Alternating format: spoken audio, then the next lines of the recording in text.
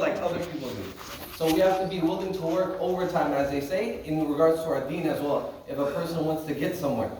The Prophet ﷺ, he mentioned in a hadith Qudsi that, and this is hadith Qudsi, like we mentioned before, is a hadith where the Prophet ﷺ narrates and he attributes it to Allah subhanahu wa ta'ala. The Prophet ﷺ, he says that Allah Ta'ala says that Man aada li waliyan faqad adhantuhu bil harb. Whoever is hostile to any of my friends, Allah Ta'ala is saying this, whoever is hostile to any of my friends, then I have announced war against that person. Now, who is a wali? A wali is a friend of Allah Azza wa Jal, and as Allah Ta'ala says in a ayat of the Quran, أَلَا إِنَّ أَوْلِيَاءَ اللَّهِ لَا خَوْفٌ عَلَيْهِمْ وَلَا هُمْ يَحْزَنُونَ الَّذِينَ آمَنُوا وَكَانُوا يَتَّقُونَ. Alas, the friends of Allah, there is no fear upon them. لَا خَوْفٌ عَلَيْهِمْ وَلَا هُمْ يَحْزَنُونَ. Nor shall they grieve. Who are they? الَّذِينَ آمَنُوا وَكَانُوا يَتَّقُونَ. Those who believe and they have taqwa. They have the fear of Allah Azza wa Jal. So every muttaqi is a wali, is a friend of Allah subhanahu wa ta'ala. And that's why it's very important for us to be careful in regards to what we say, especially when we know somebody is pious. Unfortunately, you'll find in even Muslim countries today, there will be gatherings, people will be sitting around making fun of ulama wal-'iyadhu billah. And whereas the ulama, the Prophet said, they're warathatul anbiya. They are the inheritors of the prophets, alayhimus salam. And here in Muslim countries even, they have gatherings and they make fun of the mullah and the mulwi, wal-'iyadhu billah. It's like now when you take the name of mullah mulwi, they like make fun of it. Or like, oh, you became a mullah now, you became a mulwi. Our scholars of aqidah have mentioned these things. In fiqh, they mention these things. People who make fun of ulama. And one example is even given. Now one person, even if he holds a stick, he's trying to imitate a teacher or a Quran teacher to make fun of him. Some ulama mentioned that this person comes out of the fold of Islam. Why? Why is he? Because when he's making fun of an alim, he's making fun of a person of knowledge, and actually he's making fun of Islam. So scholars mention these types of things are acts of kufr. We have to be very careful what we say against pious people, against ulama specifically. Sometimes people say that, oh, all of the ulama like this, they have messed up everything. A person meets one scholar or two scholars, he has a bad experience, and then he paints everyone with one brush. This is injustice.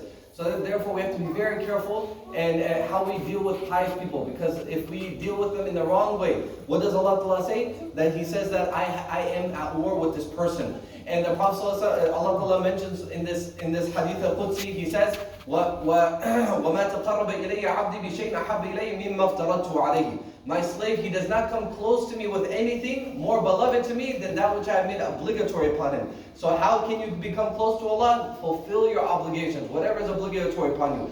وَمَا يَزَالُ عَبْدِي يَتَقَرَّبُ إِلَيَّ بِالنَّوَافِلِ. And my slave continuously comes closer and closer and closer to me by doing extra things, optional things, going back to this is what we're focusing on today, doing that extra. Because without that extra, if you just suffice on the bare minimum, then a person will not reach those high levels of that closeness to Allah subhanahu wa ta'ala. And then, حَتَّى أُحِبَّهُ, you come closer and closer to Allah until He loves you. And Allah Ta'ala says, فَإِذَا أَحْبَبْتُهُ كُنْتُ سَمْعَهُ الَّذِي يَسْمَعُ بِهِ. When I love this slave of mine, I become his hearing with which he hears with. وَبَصَرَهُ الَّذِي يُبْصِرُ بِهِ. And I become his seeing with which he sees with. وَيَدَهُ الَّتِي يَبْطُشُ بِهَا. And I become his hand with which he grasps with. وَيَرِجْلَهُ الَّتِي يَمْشِي بِهَا. And I become his foot with which he walks with. وَإِنْ سَأَلَنِي أَعْطَيْتُهُ. If he asks me of anything, I will give him. وَلَئِنِ اسْتَعَاذَنِي لَأُعِيذَنَّ. Rawah Bukhari. And if he seeks refuge in me, I'll give him refuge. What does this mean? Allah Ta'ala becoming his hand and becoming his eyes to see with. Again, like we were mentioning earlier, that some of these ahadith and ayat cannot be taken literally, right? Sometimes if a person takes a literal meaning, it will be very problematic. In the beginning of Islam, there's a group called the Mutashabbiha. There are many deviant groups.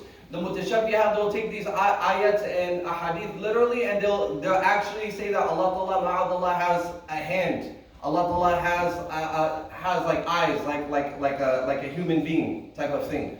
So the way of the Salaf was they would leave the meaning to Allah. This was the safest route. They said, نُفَوِّضُ الْمَعْنَى إِلَى اللَّهِ, right? نَفْيُ الْكَيْفِ وَتَفْوِيضُ الْمَعْنَى. They said we're not going to go into detail. We leave the meaning to Allah and we don't delve into it. However, when these deviant groups came about, they started doing tashbih. They started saying Allah Ta'ala has all of these limbs, and they started comparing Allah to His creation. Then scholars of the past, they started to make ta'wil, they started to interpret. So what did they interpret these words as and these ahadith?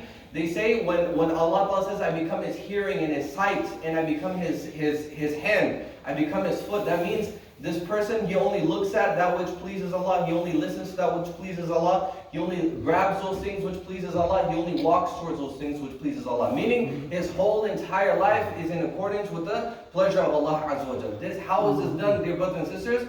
By putting in that extra effort to become closer to Allah subhanahu wa ta'ala. May Allah subhanahu wa ta'ala give us all the tawfiq to do these extra things. And I'll end with a very nice poem of Muhammad Hakim, Mawlana Shah Hakim Muhammad Akhtasab, rahimahullah, who was a great scholar. May Allah ta'ala bless all our ulama through them. We learn this deen. Without them, we'll be nothing. Well, a person would, like I gave you this example of this hadith, a person will read these hadith and come up with such erroneous interpretations, like the mushabbiha.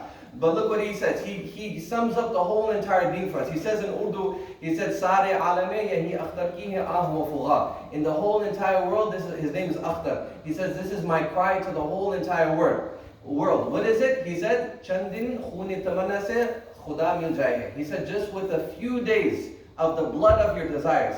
Look at his eloquence. Blood of desires, he's comparing a Muslim to a person who is slaughtering an animal. You know, for Qurbani, when you slaughter a goat or a cow, all of that blood comes out, right? This is that right, the biha. So he says that the person who slaughters his desires, he's faced with desires in life to do something which is impermissible, for example, looking at something which you're not supposed to look at, eating what you're not supposed to be eating, saying what you're not supposed to be saying. If you slaughter that impermissible desire for the sake of Allah, you become like blood. So he said, with this blood of sacrificing my desires, did I attain Allah subhanahu wa ta'ala. So when we do this, when we put our desires to the side for the sake of Allah Azza wa Jal, that's when we gain that close connection with Allah subhanahu wa ta'ala. May Allah ta'ala give us all the tawfiq wa alhamdulillah. Let's please pray your